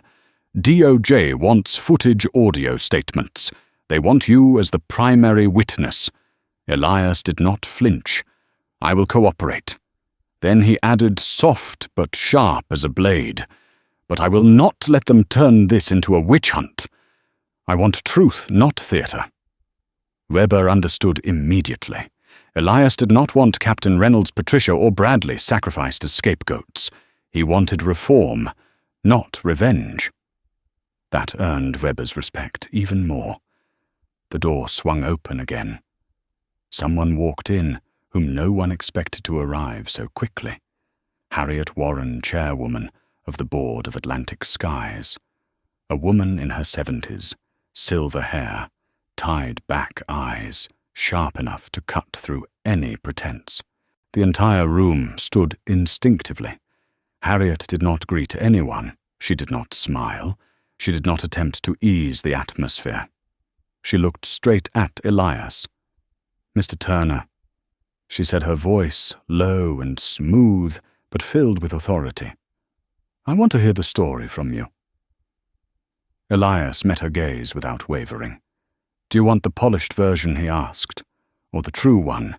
Harriet lifted a corner of her lips. "Not a smile, but a measurement." "All my life, I have only worked with the truth." Elias began recounting everything from the moment of boarding, to Richard Alden's outburst, to the captain calling security, to the moment the situation exploded into a crisis. Harriet did not interrupt. She did not blink.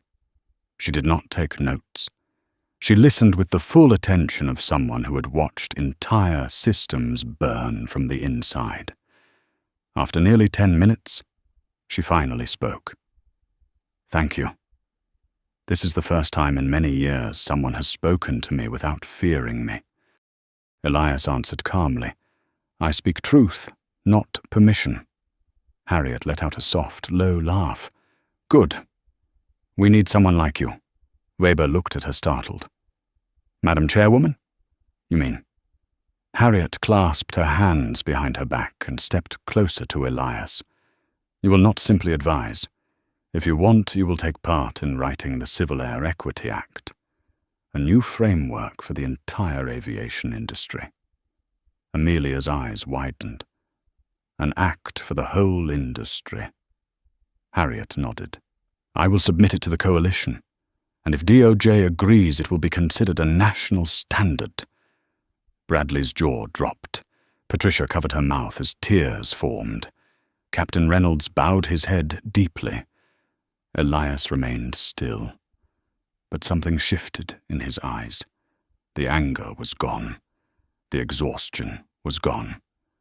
What remained was the clarity of a man who suddenly saw the road he was meant to walk, long difficult, but unmistakably his. "I will do it," Elias said. Harriet extended her hand. Elias took it. The handshake was simple, brief, unadorned, but it cracked through the room like lightning, tearing open a night sky. They had not yet taken their seats when a sharp alarm rang from the internal security system. Whittaker jerked upright. "What now?" A security officer rushed in, pale. "So the media just released new information." Everyone turned toward the large screen. Breaking news alerts flashed one after another. Whistleblower leak Richard Alden, accused of similar incidents in the past. 6 passengers claim they were pressured to move for Alden on previous flights. Former flight attendant. "We were told to prioritize him, regardless of fairness." Patricia covered her mouth with both hands. Bradley stepped back. Captain Reynolds turned white. Harriet stood still, her breathing slowing. Amelia whispered to Elias, "See, this wasn't an incident. It's a pattern." Elias nodded. "And patterns must be broken." Whittaker's phone vibrated over and over. He glanced down, and his face collapsed, as if he had just seen his own verdict. "Harriet, board meeting?" she asked. Whittaker nodded. "They are demanding my resignation." Patricia's voice trembled. "But you didn't cause this. You only handled Harriet, cut in firmly. A system reflects its leadership. If the system fails, leadership must bear the weight." Whittaker looked at Elias, an expression mixing regret with relief. "Elias!" "I am sorry I didn't see the problem sooner." Elias met his gaze, neither cruel nor forgiving, simply honest. Better late than never. Whittaker lowered his head. He knew he had failed, but Elias didn't need him to fall. He needed him to be truthful, and Whittaker had done that. Harriet inhaled sharply and addressed the room. Effective immediately, anyone who enabled Richard Alden will be investigated. Bradley froze. Patricia whispered, "Oh, dear God."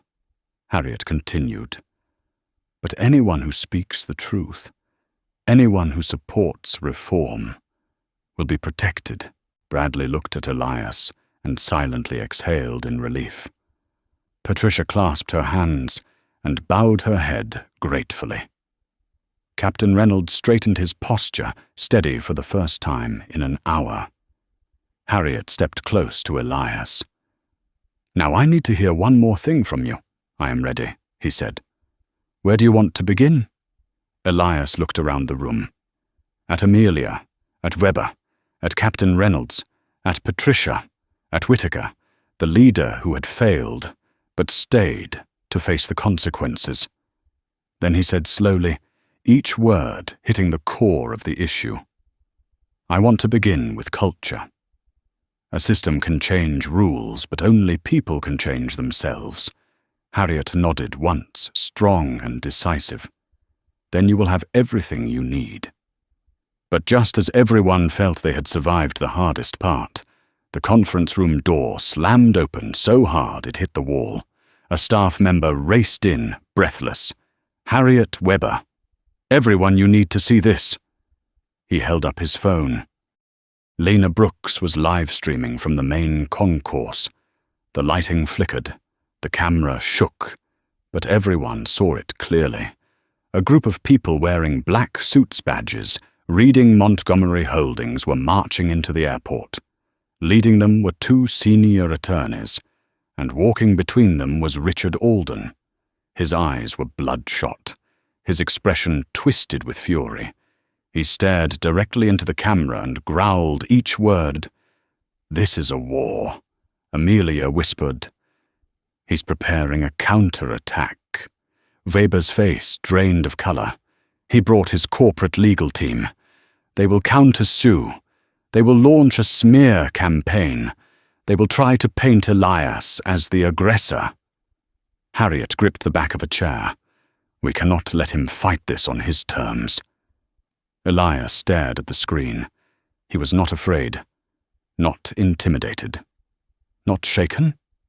He spoke softly, yet every person in the room heard him clearly. "If he wants a war, then we will show him what it means to fight with truth." Harriet took a deep breath. "Mr. Turner, prepare yourself. What comes next will not be another meeting." She looked around the room, her eyes burning with the fire of a seasoned warrior.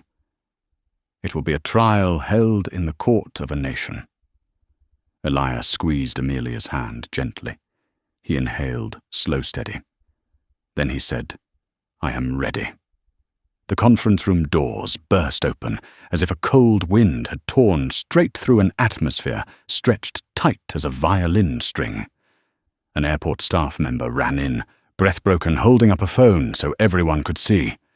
On the screen, Richard Alden was striding into the main concourse of O'Hare Airport, followed by a formation of men in black suits, dark glasses, faces carved from the mold of corporate power.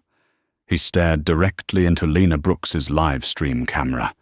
His eyes showed no fear, no remorse, only the fire of a man carrying arrogance and venom in his very bones. "This is a war." He snarled, each word lips curling in provocation. The statement dropped like a sledgehammer, making both the conference room and the airport concourse erupt in whispers, shock and disbelief. Weber practically snatched the phone. "My God, he has lost his mind." Harriet Warren's brow tightened, her entire presence turning to stone. Amelia stepped half a pace back, but not from fear. She looked at Elias, waiting to see how the man she trusted more than anyone would respond. Elias did not move.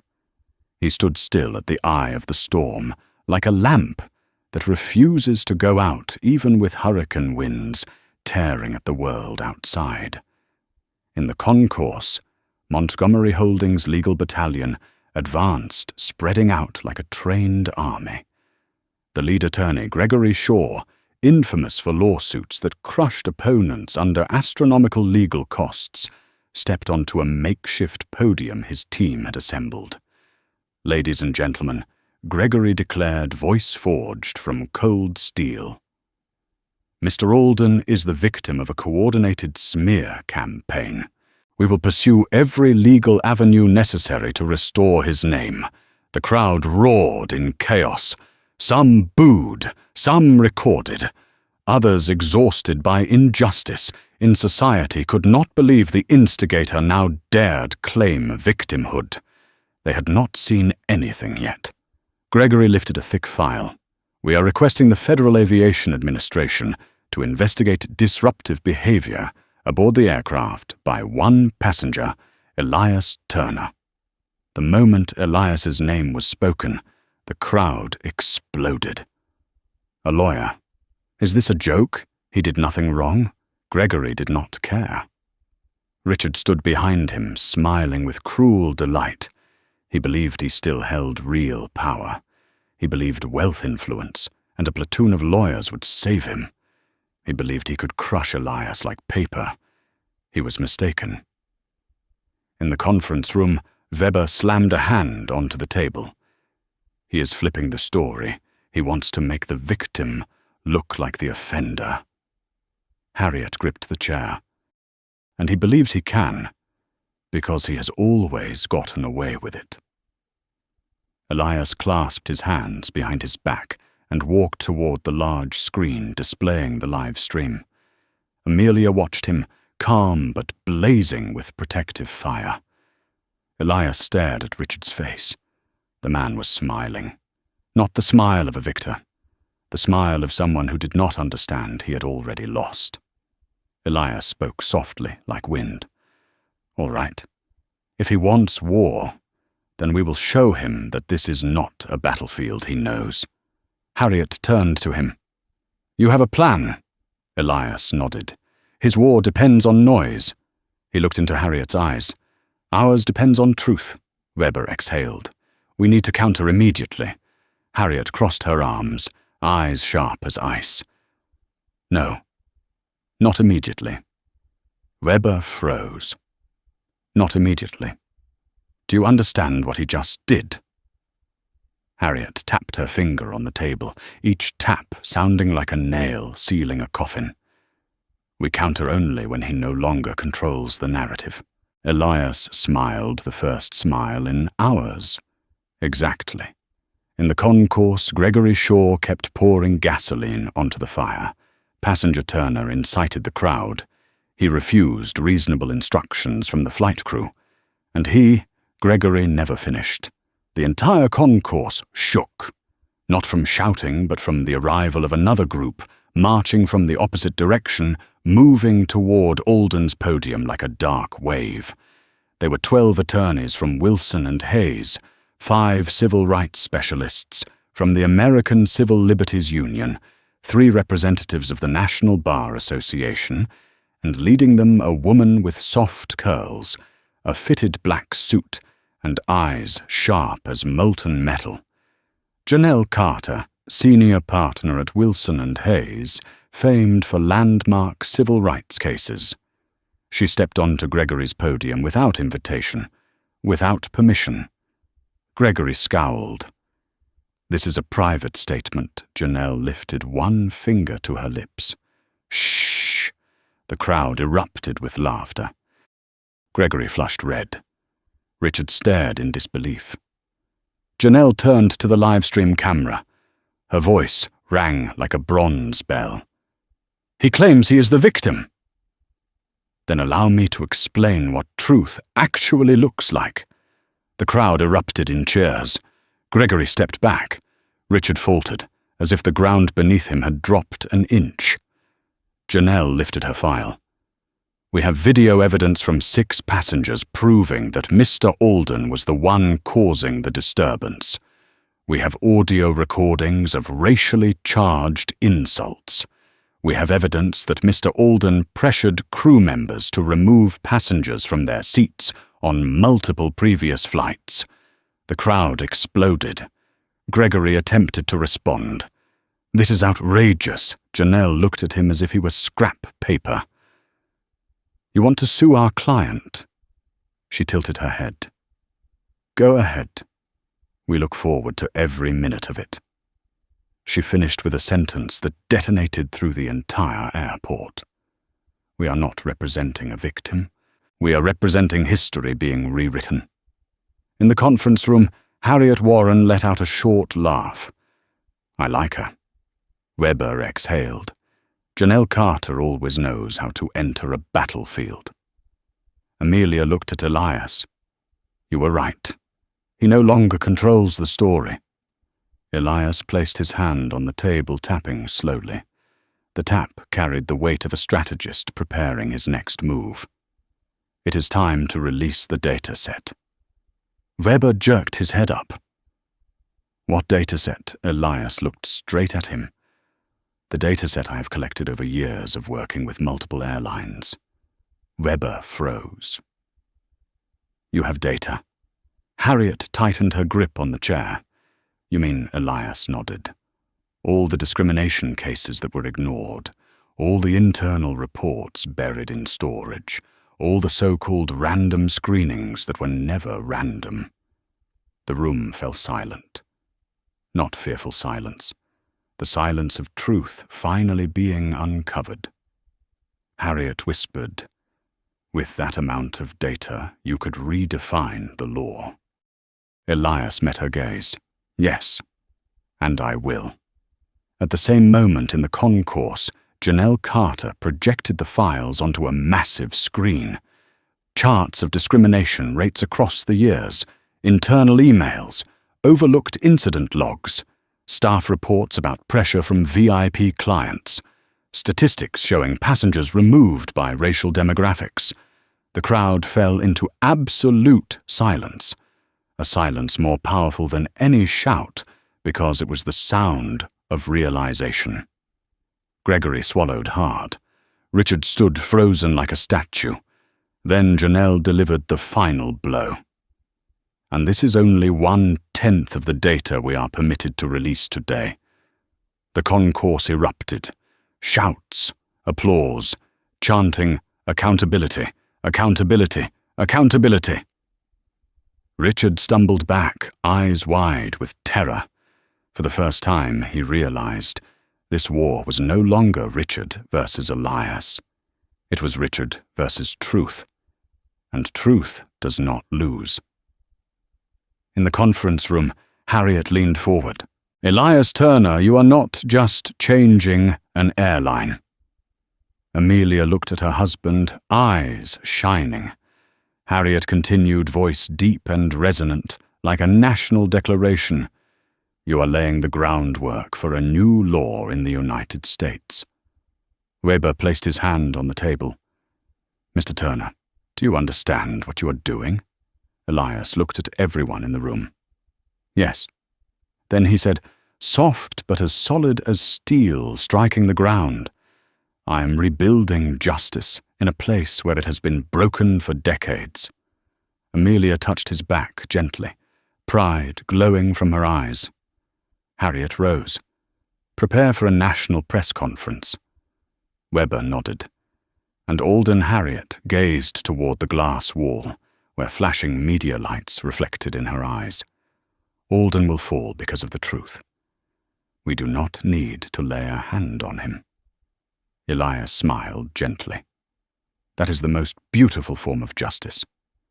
Before they could leave, a staff member rushed in. "Mr. Turner, Mrs. Turner, something extremely important."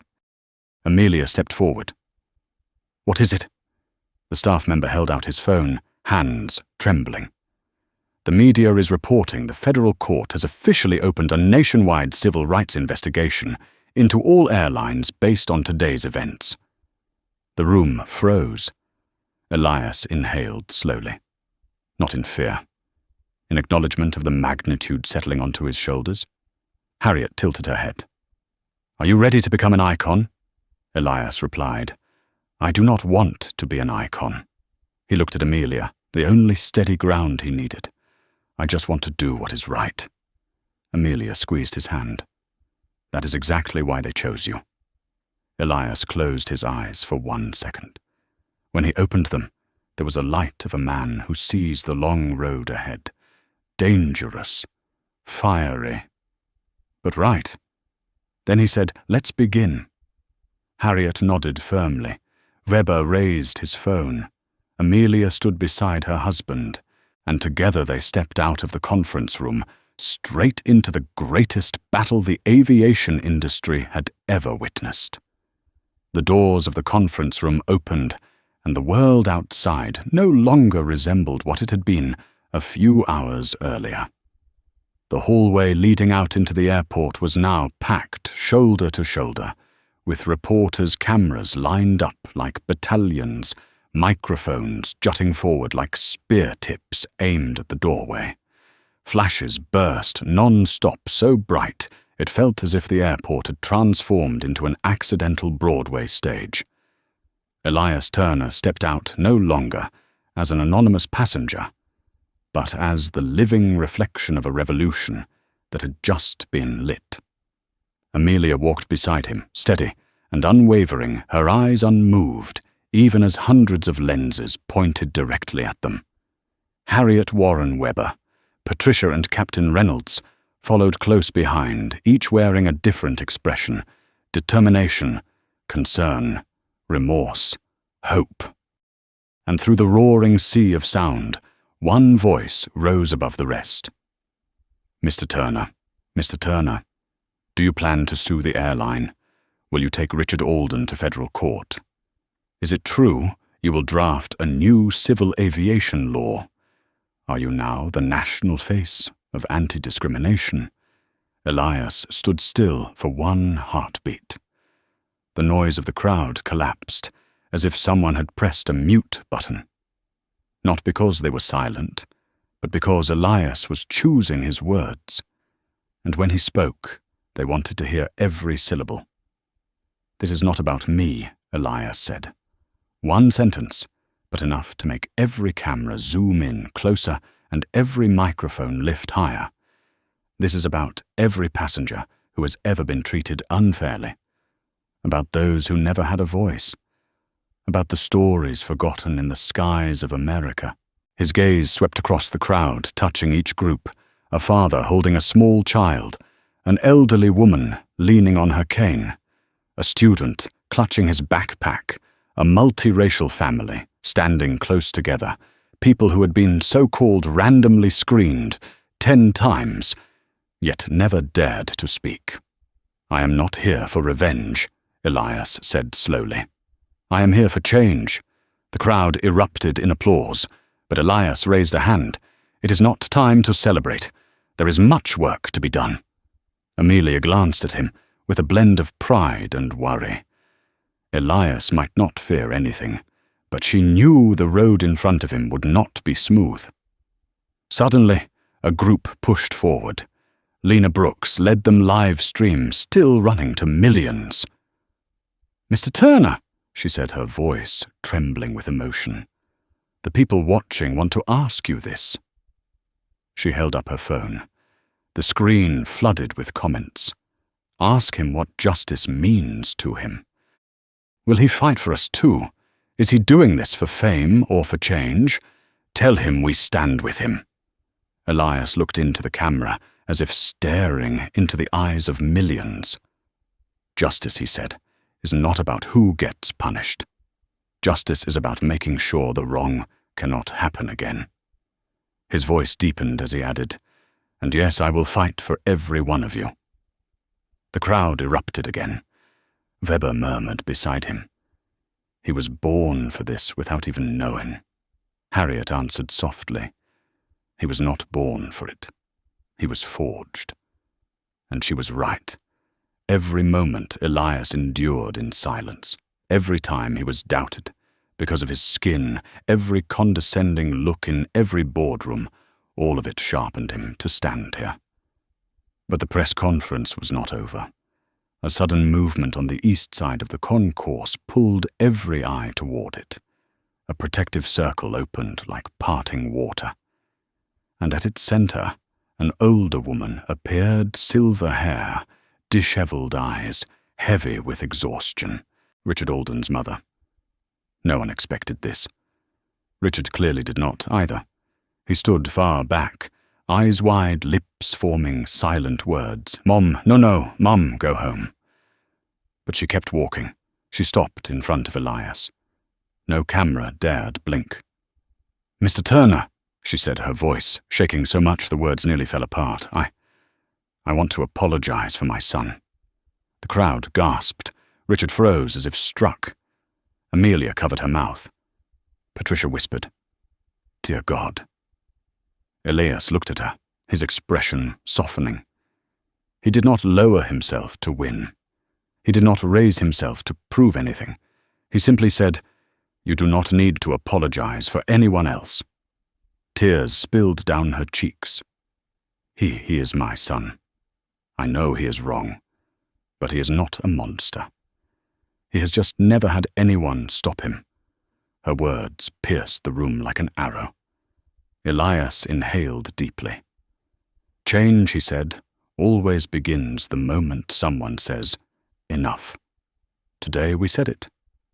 She nodded, then was gently guided away. Richard remained frozen for a long moment, before walking off not as a chief executive officer, but as a fractured man, unsure what part of himself was left to hold on to. But the climax was not over. The press staff handed a microphone to Harriet Warren. "Ladies and gentlemen, Harriet began, the board of directors of Atlantic Skies has unanimously voted, and this is the official announcement." The entire hall leaned forward. Harriet declared, "Richard Alden is permanently banned from flying on all Atlantic Skies aircraft." The crowd erupted in shock and cheers. A reporter nearly dropped her microphone. Gregory Shaw stood frozen. Richard screamed, "You cannot do this to me." Harriet looked at him. "We already have." Then she turned to Elias. "And we officially announce that Elias Turner will join us in building the new framework called the Turner Aviation Equity Standards." Shouts rose like waves striking stone. Amelia squeezed Elias's hand. He looked at her, and for the first time that day, allowed himself a true smile. But an even greater moment awaited. Harriet stepped close and said quietly, "Mr. Turner, the president, wants to speak with you." "Tonight." Amelia pressed a hand to her chest. "Oh God," Weber went rigid.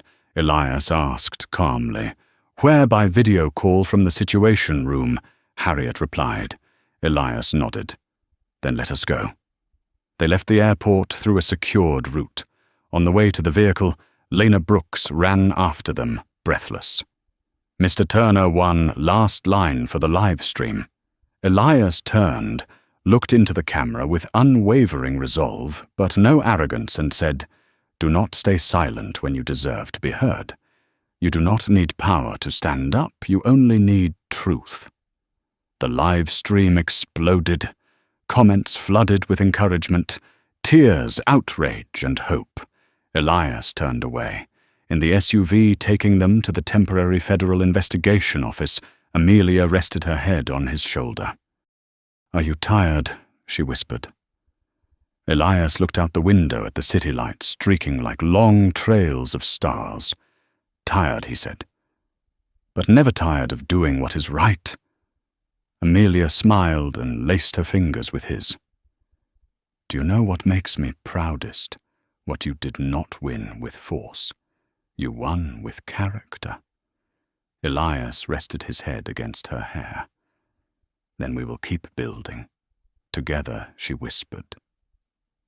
The SUV rolled into the Chicago night, carrying the man who had gone from an anonymous passenger to a symbol of change.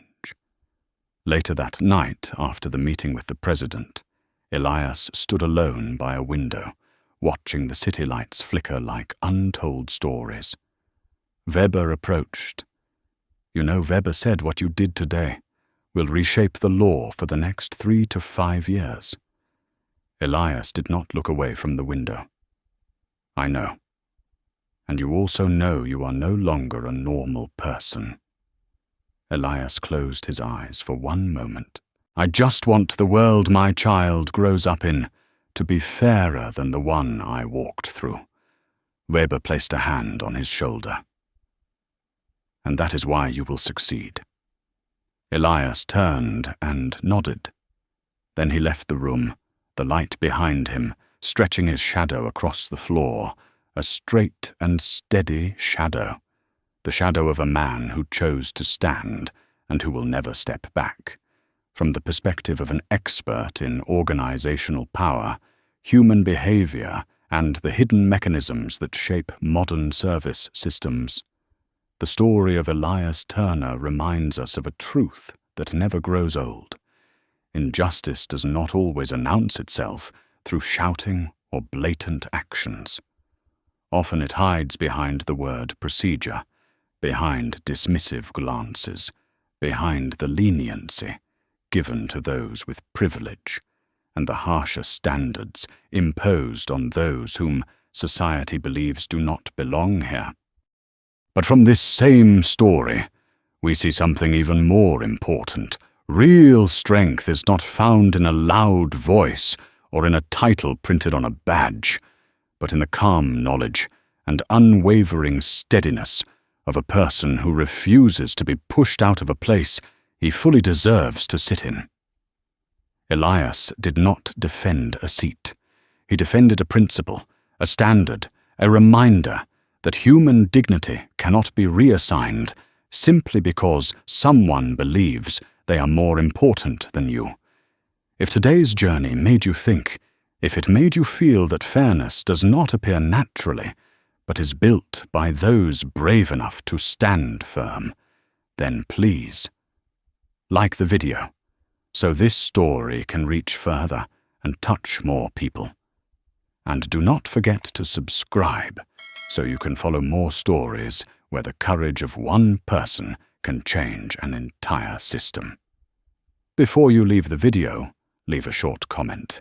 The phrase, "stand firm," as a reminder that sometimes a single moment of not stepping back is enough to spark a powerful change.